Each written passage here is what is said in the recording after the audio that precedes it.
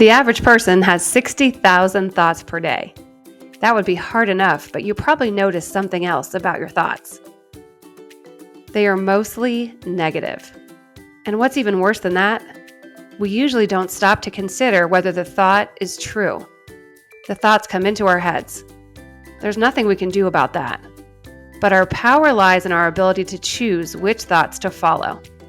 The best way I've heard to do this is to ask yourself, thought or fact?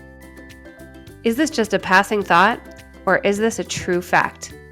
Could 10 independent sources verify this fact?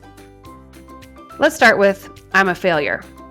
If you ask 10 people who you know, do you think they would all verify this as a fact?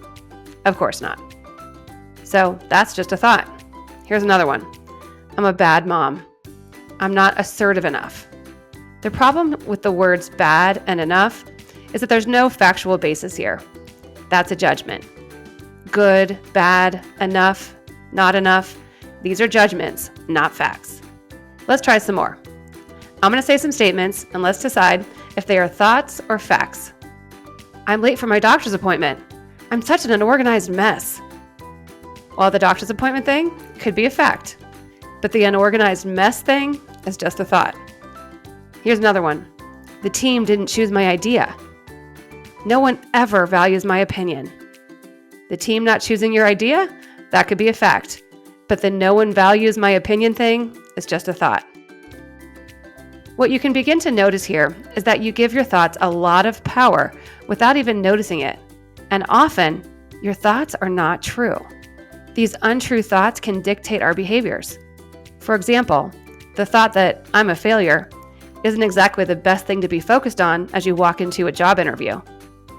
Here's the good news. You have control over this.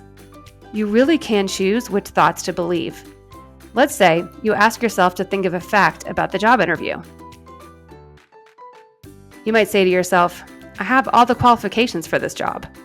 Or, I came recommended by someone they trust, so that may help my chances. Think about how much better that mindset is for your interview.